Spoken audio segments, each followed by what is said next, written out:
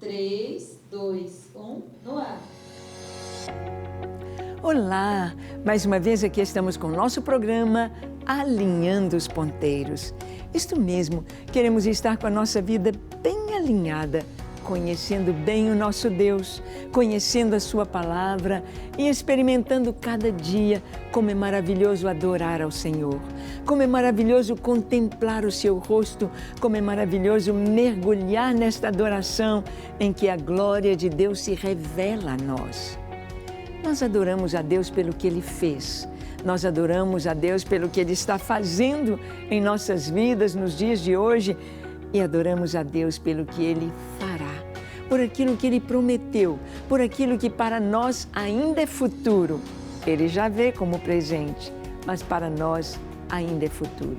Então, no programa de hoje, vamos conversar sobre este tema, a adoração pelo que Deus fará. Deixe o seu coração aberto para conhecer o Senhor através do Espírito Santo. O programa Alinhando os Ponteiros já começou.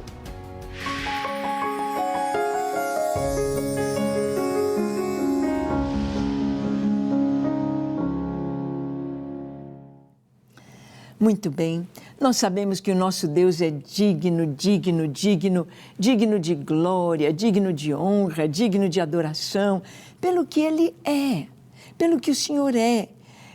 Os seus atributos perfeitos, seus atributos comunicáveis e incomunicáveis. Nós já vimos tanto do Senhor, sua misericórdia, sua bondade, seu amor. Nós já vimos sobre Deus, a sua eternidade, a sua onipotência, onipresença, onisciência. Este Deus justo, este Deus que é amor, mas nós também adoramos a Deus pelo que Ele fez, pelo que Ele faz e pelo que Ele fará. Deus fará aquilo que Ele nos prometeu. Olha o que está escrito em Números capítulo 23, versículo 19. Diz assim: Deus não é homem para que minta, nem filho do homem para que se arrependa.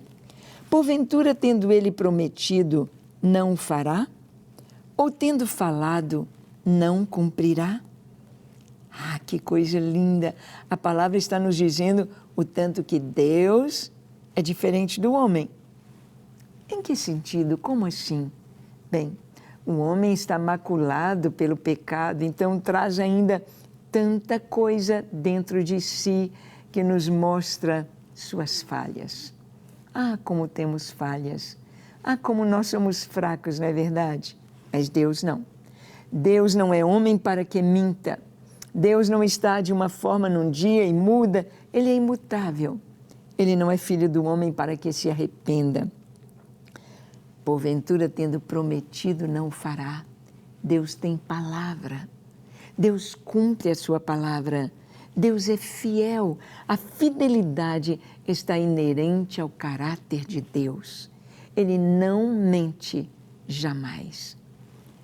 Hoje, nos dias que vivemos, no mundo inteiro, nós estamos experimentando o poder da mentira. É tanta mentira. Eles estão mexendo com a história, com a geografia, mexendo com a filosofia, mexendo até mesmo com a religião, mexendo com os princípios básicos, princípios da ética e da moral, trazendo mentiras para as nossas crianças, para os nossos jovens, para as pessoas que não conhecem a verdade e são levados pelo engano da mentira. Satanás é o pai da mentira. Ele foi mentiroso desde o princípio. Lá no Éden, ele mentiu para o homem, mentiu para a mulher, mentiu dizendo, se vocês comerem desse fruto, vocês vão ficar iguais a Deus. Tendo o mesmo poder, tendo a mesma ciência, o mesmo conhecimento. Vocês vão ficar iguais. Por isso que Deus não quer que vocês comam. Que mentira! Deus havia dito, no dia que vocês comerem, vocês vão morrer. A morte virá. E Deus mostrou a verdade da sua palavra e revelou a mentira da tentação. Mas até hoje, as pessoas estão acreditando nas mentiras. Lá na Jordânia, nossos missionários morando ali, as crianças estudando na escola na Jordânia, nos livros de geografia, nos mapas que os meninos da Jordânia estudavam, não existe a nação de Israel. Não existe a nação de Israel. Não é Israel, ali eles põem como Palestina. Ou seja, eles adequam a geografia de acordo com a sua ideologia. E assim tem feito com a história do Brasil, assim tem feito com tantas matérias, inclusive a ciência, que é a busca da verdade. Então, não se tem a verdade, se tem mentiras de acordo com a sua conveniência, de acordo com a sua ideologia. Mas a palavra de Deus, ela nos mostra a fidelidade do Senhor. Deus é absolutamente fiel e verdadeiro e tudo que Ele vai fazer e prometeu, há nisto fidelidade. Por exemplo, Deus promete vitória sobre todos os nossos inimigos. É uma promessa de Deus. Vamos ver? Em Deuteronômio capítulo 3, verso 21. Também nesse tempo dei ordem a Josué dizendo: os teus olhos veem tudo que o Senhor nosso Deus tem feito a estes dois reis. Assim fará o Senhor a todos os reinos a que tu passarás. Deus trouxe essa palavra para Josué e cumpriu. Todos os reinos por onde Josué passou, houve vitória, vitória, vitória, vitória. E estas promessas do Antigo Testamento, elas são reiteradas a nós no Novo Testamento, em Cristo Jesus. O apóstolo Paulo nos diz que nós somos mais do que vitoriosos por Cristo. Por que existe alguma coisa a ser mais que vitoriosa? É porque a gente tem vitória antes da luta. Antes da luta, a vitória do Senhor já foi proclamada, já é certa. Então, em Cristo somos mais do que vencedores, por meio daquele que nos amou. Nós vamos ver em Deuteronômio 7, de 17 a 21. Se disseres no teu coração: estas nações são mais numerosas do que eu, como poderei desapossá-las? Delas não tenhas temor. Lembrar-te-ás do que o Senhor teu Deus fez a Faraó e a todo o Egito, das grandes provas que viram os teus olhos, e dos sinais, e maravilhas, e mão poderosa, e braço estendido, com que o Senhor teu Deus te tirou. Assim fará o Senhor teu Deus com todos os povos aos quais temes. Além disso, o Senhor teu Deus mandará entre eles vespões, até que pereçam os que ficarem e se esconderem de diante de ti. Não te espantes diante deles, porque o Senhor teu Deus está no meio de ti, Deus grande e temível. Que coisa linda! Deus prometeu ao seu povo vitória. Olha, não preocupe, eu vou mandar minha legião de anjos, eu vou mandar vespões diante de vocês para que vençam os inimigos. Quantas vezes Deus disse aos seus reis, profetas: não precisam lutar, eu lutarei por vocês. É maravilhoso saber que Jesus lutou por nós e venceu. Jesus já derrotou o inimigo, Jesus já destruiu os nossos inimigos. Satanás, o pecado, a condenação eterna, ele já venceu tudo isso por nós. E o último inimigo que ele venceu também é a morte. Ele já venceu a morte. Em Cristo viveremos eternamente.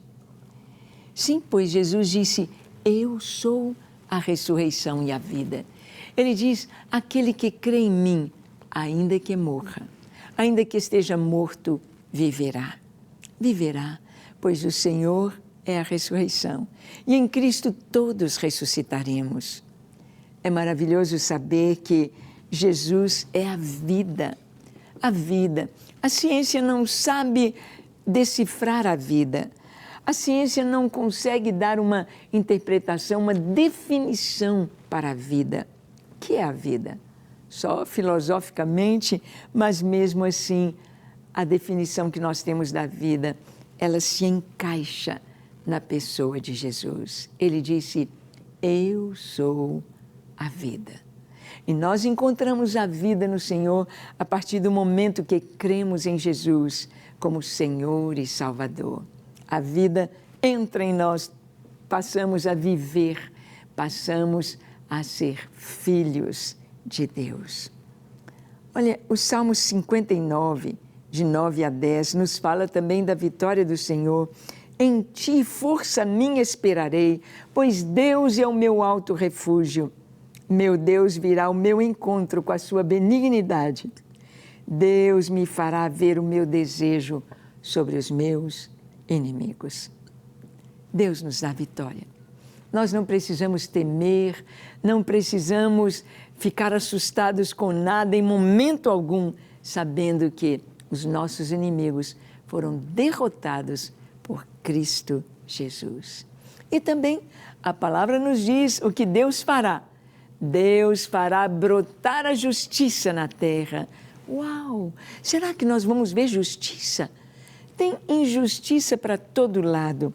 Olha o que a palavra diz em Isaías 61, versículo 11.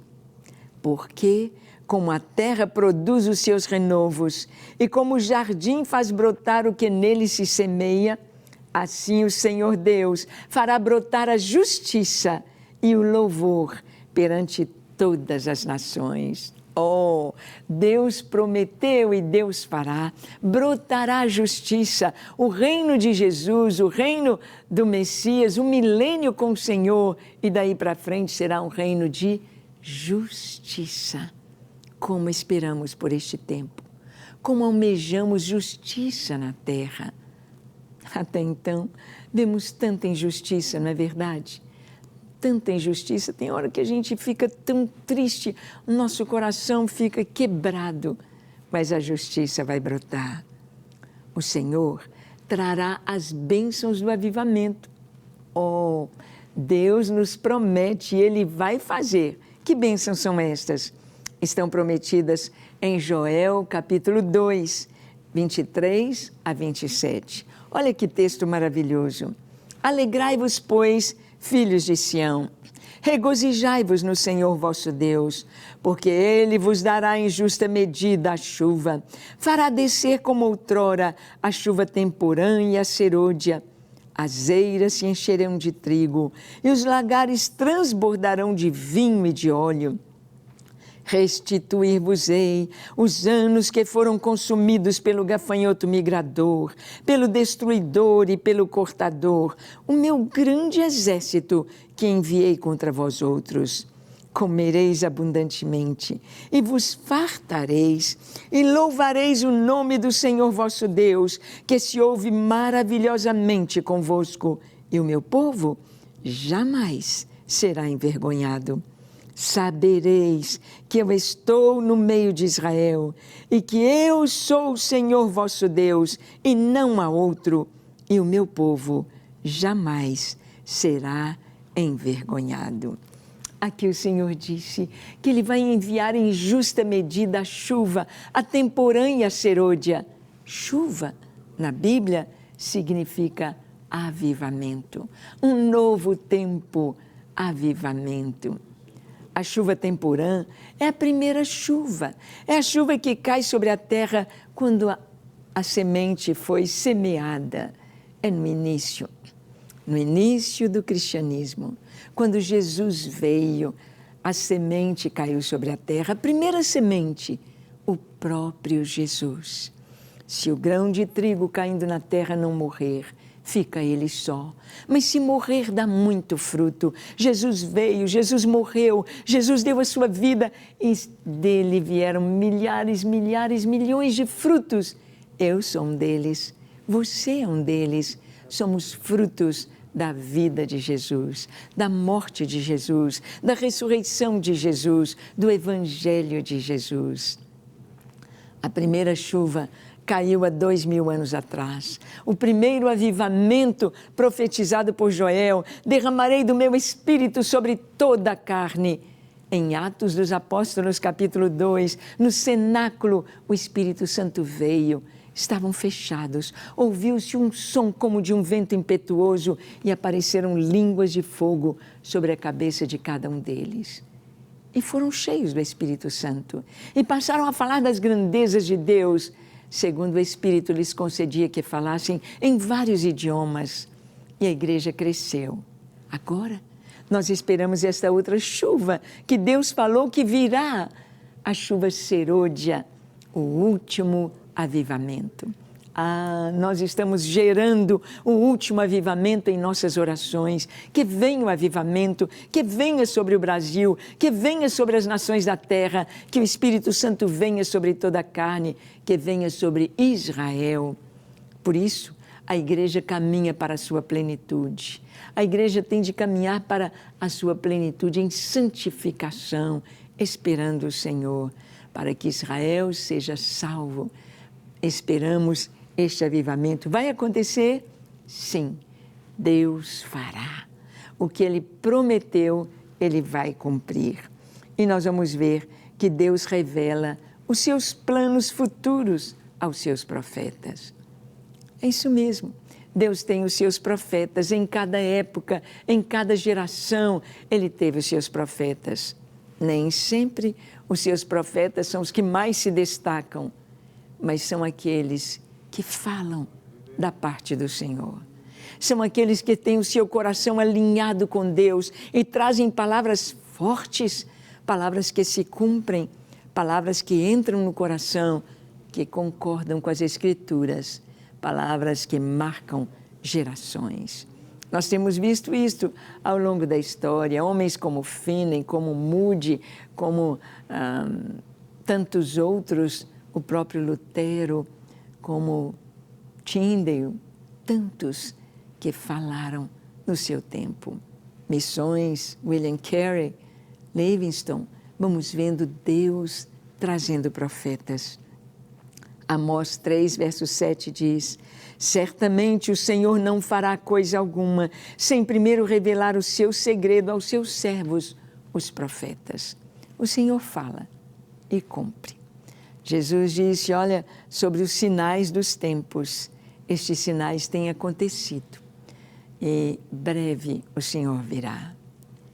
Eu e você estamos em contagem regressiva para a volta de Jesus. Estamos contando, estamos vendo os dias passando, os sinais cada vez mais acontecendo e cada um destes sinais nos dizendo, breve Ele volta, em breve Jesus virá.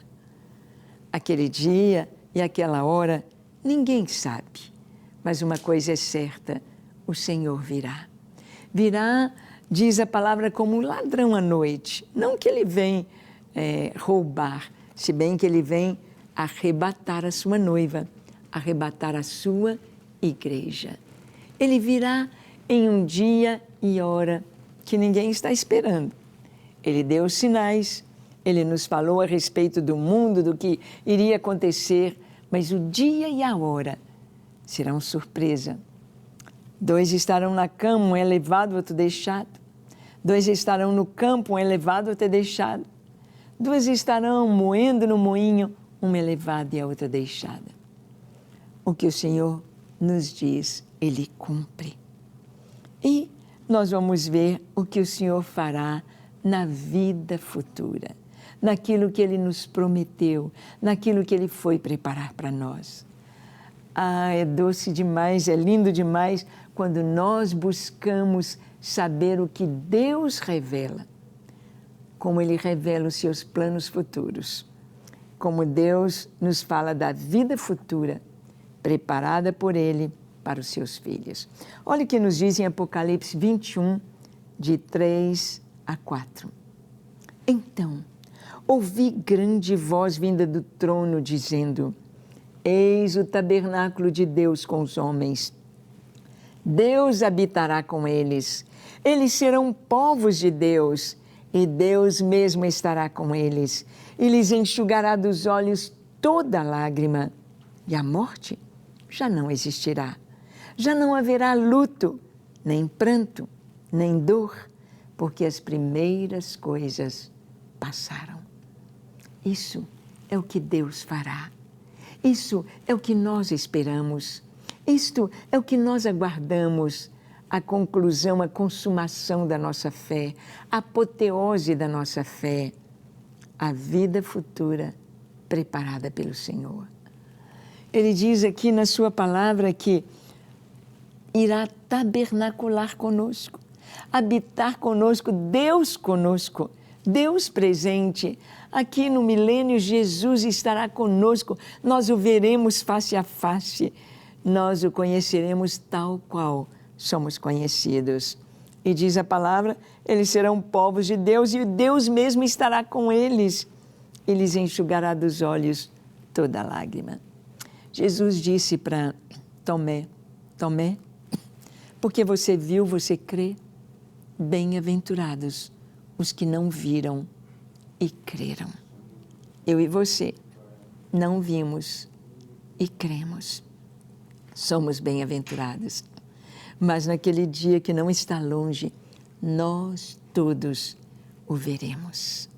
Veremos o Senhor bem pertinho, viveremos com Ele. E Ele vai enxugar dos nossos olhos toda lágrima. Não haverá lembranças de coisas tristes. Vamos lembrar da nossa vida? É claro, porque nós somos o que somos, atrelados à nossa história. Mas Ele vai enxugar nossas lágrimas. E a morte já não existirá. Ele prometeu. Não tem mais morte. O nosso coração fica tão pequenininho quando nós sentimos saudade dos nossos queridos. Mas a morte já não existirá. Não haverá mais luto, nem choro e nem dor. A dor aqui está para nos mostrar que tem uma coisa errada. A dor aqui está para nos mostrar a enfermidade, um sinal de que algo não está bem.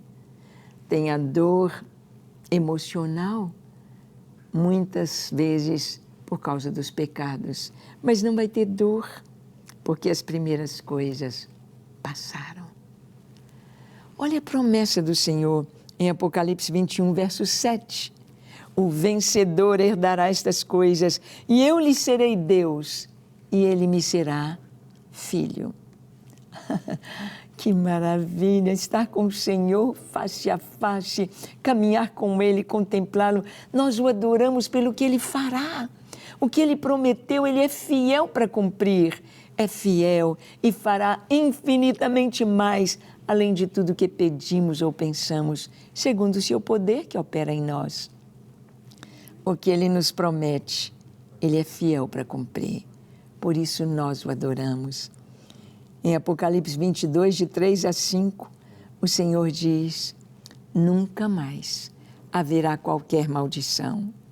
Nela, a cidade santa, estará o trono de Deus e do Cordeiro.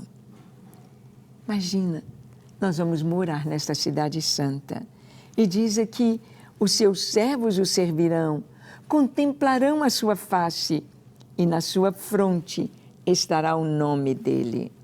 Já não haverá noite, nem precisam eles de luz de candeia, nem da luz do sol, porque o Senhor Deus brilhará sobre eles e reinarão pelos séculos dos séculos.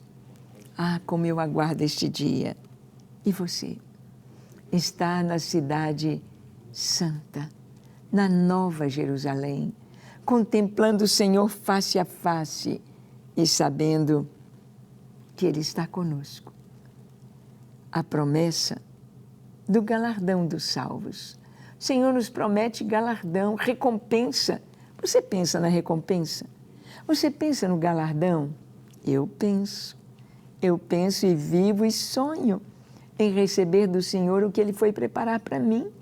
Se Ele foi preparar, que maravilha receber o presente de Deus. Para isso, precisamos viver uma vida santa, pura. Aqui diz em Apocalipse 22, de 12 a 14, eis que venho sem demora, e comigo está o galardão, que tenho para retribuir a cada um segundo as suas obras.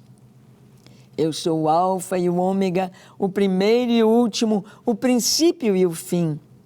Bem-aventurados aqueles que lavam as suas vestiduras no sangue do Cordeiro, para que lhes assistam direito à árvore da vida e entrem na cidade pelas portas. Que coisa linda!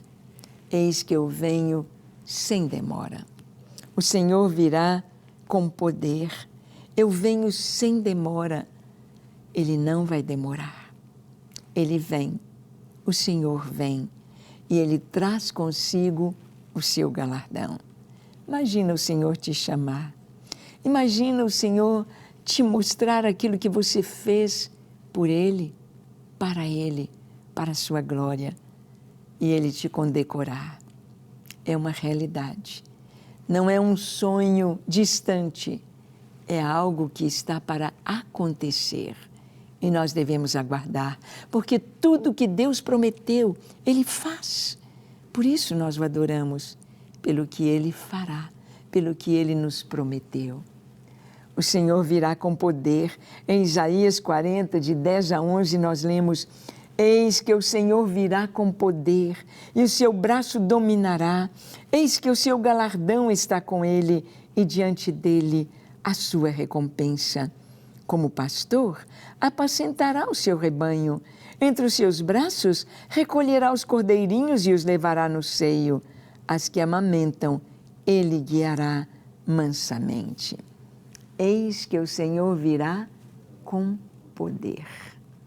A primeira vinda de Jesus, riram de Jesus, debocharam de Jesus, escarneceram de Jesus, rejeitaram Jesus, prenderam Jesus, açoitaram Jesus, puseram-lhe na cabeça uma coroa de espinhos, escarneceram, se ajoelharam diante dele, bateram em sua cabeça com caniços, pregaram Jesus numa cruz, repartiram entre si as suas vestes, rejeitaram. Não queremos que ele reine sobre nós. Jesus veio humilde, entrou em Jerusalém montado num jumentinho, humilde, humilde, humilde. Ele veio como Salvador, mas ele vai retornar como Senhor.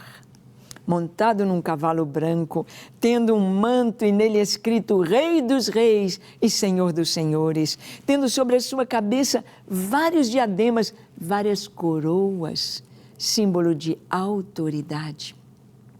Autoridade sobre as nações, autoridade sobre os homens, autoridade para reinar. Assim ele virá.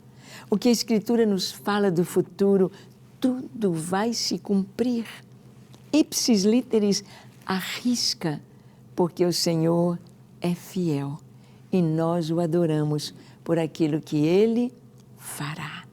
Ele trará à existência novos céus e nova terra.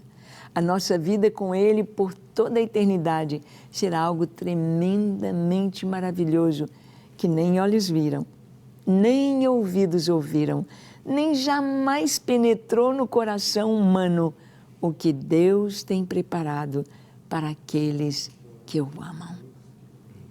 Você ama o Senhor? Você está pronto para receber o que Ele prometeu? Você o adora pelo futuro, pelo que Ele vai fazer? Vamos orar? Feche os seus olhos, curve sua fronte. Se for possível, se ajoelhe.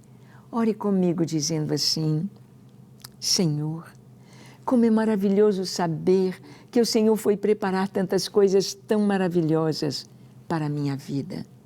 Eu te peço perdão dos meus pecados, lava-me, perdoa-me, limpa-me, eu me entrego a Ti para ser totalmente Teu, para estar na Tua presença e fazer a Tua vontade. Perdoa-me, dá-me um coração puro e encha-me com Teu Espírito Santo. Usa-me enquanto eu viver para o louvor da Tua glória. Recebe a minha vida e usa-me em Teu serviço, em nome de Jesus. Amém, amém e amém. Graças a Deus. Quero te encontrar lá. e queremos juntos desfrutar da presença do Senhor. Que Ele te abençoe ricamente e que você seja fiel. Te convido a estar conosco no nosso próximo programa, aqui na Rede Super, neste mesmo horário. Estaremos aqui alinhando os ponteiros, lendo, estudando, crendo e vivendo a Palavra de Deus. Que Ele te abençoe ricamente. Até lá.